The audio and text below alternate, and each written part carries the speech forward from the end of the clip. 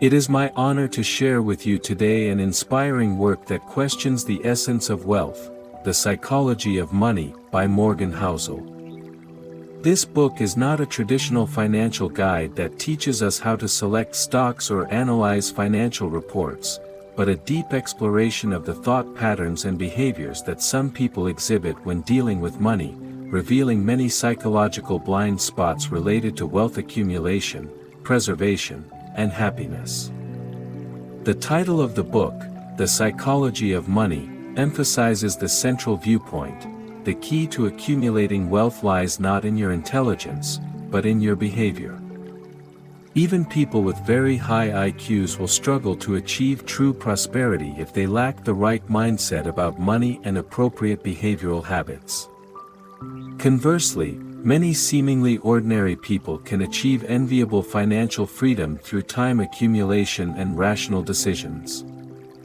I will now explain to you chapter by chapter the essential points and fascinating aspects of this book.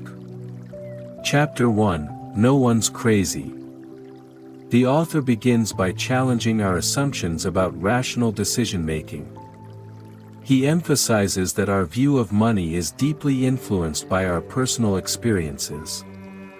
We grew up in different eras and family environments, experiencing different economic environments and market fluctuations, all of which shape our unique financial perspective.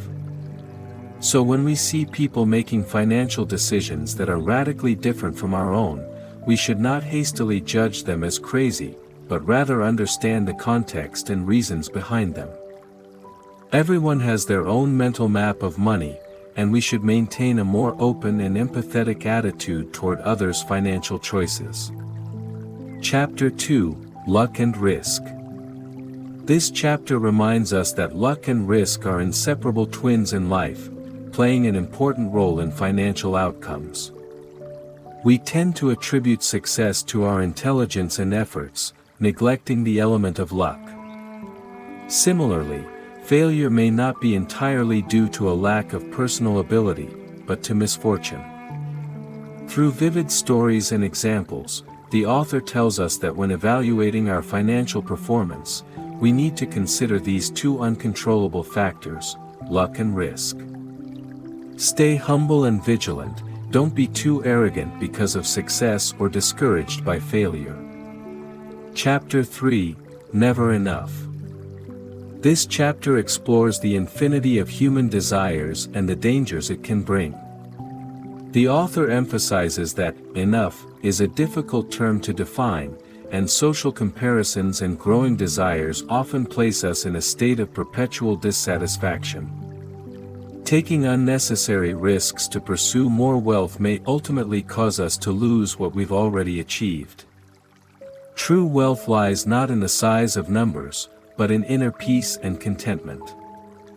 We should set clear financial goals, learn to appreciate our current achievements, and avoid making greed-motivated decisions that we might later regret. Chapter 4: The Magic of Compound Interest. Compound interest, hailed by Einstein as the eighth wonder of the world, is explained simply yet profoundly in this chapter. The author emphasizes that time is the most important ally of compound interest. Even a small investment return, if continuously invested and allowed to mature over time, can accumulate considerable wealth. The key to self-reliance lies in continuous investment and the patience to let compound interest work, a slow but steady process that requires a long-term vision and firm conviction. Chapter 5: Arrogance and Wealth Preservation. In this chapter, the author points out that accumulating wealth and preserving wealth are two completely different skills. Making money may require risk-taking, proactivity, and optimism, but preserving wealth requires humility, caution, and fear of loss. The key to wealth preservation lies in saving in balance. By living within your means, avoiding unnecessary expenditures, and saving a portion of your income, you can establish a solid foundation for future financial security.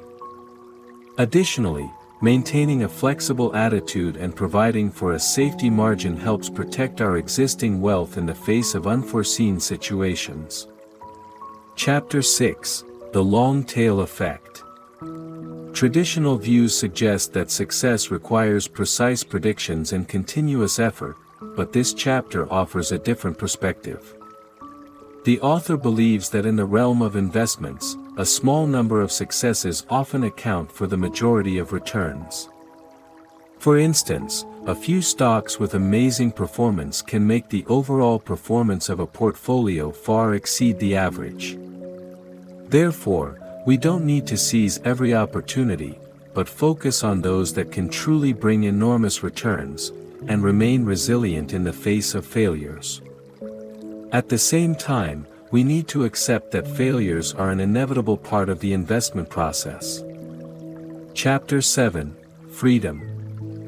In this chapter, the author explores the deep connection between money and freedom. True wealth is not just the number in your account, but more importantly, the freedom of time and choice it brings. When we have sufficient wealth, we can control our time, do what we want to do, and be with the people we want to be with. This sense of freedom is the true value of wealth. The author also reminds us that excessive pursuit of material wealth can actually deprive us of our time freedom and make us slaves to money. Chapter 8: The Paradox of the Super-Rich. We often view the lives of the super-rich as models of success, but in this chapter, the author reminds us that the sources and methods of wealth accumulation of the super-rich are often different from those of ordinary people. Their success may rely more on leverage, risk, and certain special opportunities that are difficult to replicate. Viewing the super-rich as models can be misleading, as their experiences may not necessarily apply to us. We should focus on developing financial strategies that match our own goals and risk tolerance. Chapter 9: Wealth is actually an invisible asset. This chapter challenges our traditional definition of wealth. The author believes that true wealth is the income we haven't spent yet, the choices and flexibility we possess. Money spent on purchasing luxury items or for conspicuous consumption is actually no longer our asset. Wealth is a form of potential power that gives us more choices and opportunities in the future. Therefore, it is more important to focus on accumulating invisible wealth and saving than to pursue external material pleasures. Chapter 10: Saving Money. Since wealth is an invisible asset, saving becomes the cornerstone of wealth building. The author emphasizes that the ability to save is not absolutely related to our income level, but depends more on our savings rate. Even with a modest income, if we consciously control our spending and set aside a portion of our income, we can gradually accumulate wealth. Cultivating the habit of saving and establishing a safety margin allows us to face unexpected situations more comfortably. Chapter 11: Reasonable Optimism. This chapter explores the importance of maintaining reasonable optimism in the realm of investments. The author emphasizes that the world economy and stock markets tend to grow upward in the long term, but this progress is not smooth and will experience various setbacks and challenges along the way. Rational optimists can recognize the existence of risks while remaining confident about long-term prospects and continuing to invest. Avoiding excessive pessimism and panic enables one to benefit from the long-term growth of the market. Chapter 12: The Unexpected. Life is full of uncertainties, and unexpected events are inevitable. This chapter reminds us of the importance of leaving room for error for the future. No matter how carefully we plan, unexpected things will always happen. Setting up a sufficient emergency fund and maintaining financial flexibility helps us not to be forced into unfavorable financial decisions when facing unexpected situations. Accepting uncertainty and preparing for it is a mature financial attitude. Chapter 13: leaving room for error. This chapter further develops the importance of leaving room for error. The author uses various examples from life to illustrate that plans cannot keep pace with changes, and having additional resources and flexibility enables us to better cope with future challenges and the unexpected. In financial planning, we should not pursue perfect predictions, but leave room to adjust our strategies when circumstances change. This buffer not only protects our financial security but also allows us to live more peacefully. Chapter 14, You Will Change. People change, and our goals, values, and living environment evolve over time. This chapter reminds us to consider possible future changes when making long-term financial plans. Goals of youth may not apply to old age, and our current risk tolerance may also change in the future. Maintaining flexibility, regularly reviewing and adjusting our financial plans ensures they always align with our life goals. Chapter 15, There's No Free Lunch. This chapter emphasizes the relationship between investment returns and risk. High returns often come with high risks, and any investment that looks like a sure gain may hide enormous risks. The author reminds us to remain vigilant against too good promises, not to be blinded by the allure of high returns and make irrational investment decisions.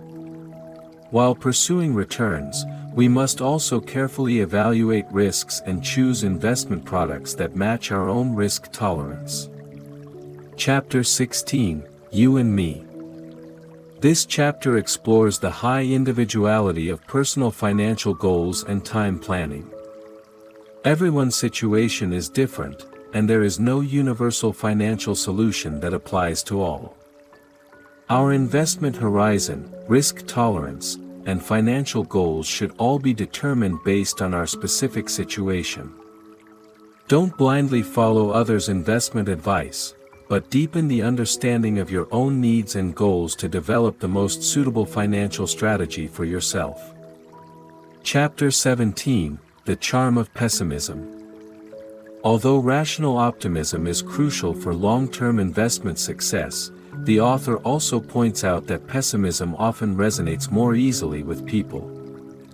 Bad news always spreads faster and wider than good news, which can influence our investment sentiment and cause us to focus too much on short-term market fluctuations and make bad decisions. We should recognize this psychological effect of pessimism, maintain our ability to think independently, and avoid being influenced by market sentiments. Chapter 18, When You Believe in Something. In this chapter, the author explores the role of beliefs in investment decisions. When we have a strong conviction about an investment, we tend to ignore unfavorable information and even double down on our commitment. Excessive self-confidence and firm beliefs can lead to blindness and excessive risk-taking. We should maintain an open mind, be willing to accept new information, and adjust our judgment based on facts. Chapter 19, The Perspective Game. This chapter emphasizes that financial management is a continuous learning and adjustment process. Our perspectives evolve with time and the accumulation of experiences. It's important to recognize our own cognitive biases and continuously learn new knowledge to improve our financial decision-making ability. Maintaining curiosity and being willing to accept different perspectives enables us to stay at the forefront in an ever-changing market environment. Chapter 20, My Confession. In the final chapter, the author shares his own financial principles and experiences, emphasizing the importance of simplicity, flexibility, and long-term perspective. He reaffirms that true wealth is inner peace and freedom. We should focus on building a solid financial foundation, pursuing our own definition of success and happiness, rather than blindly pursuing numerical wealth. Afterword, the evolution of the American consumer. The afterword provides a historical perspective, analyzing the financial situation and evolution of consumption habits of American consumers across different periods, helping us understand more deeply the financial challenges and opportunities of contemporary society. In summary, The Psychology of Money, with its unique perspective, reveals the psychological essence of money and reminds us that financial management is not just a numbers game, but also a practice concerning mindset, behavior, and cognition.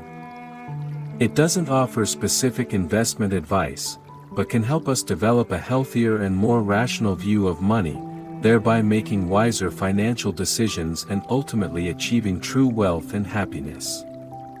Thank you for your attention.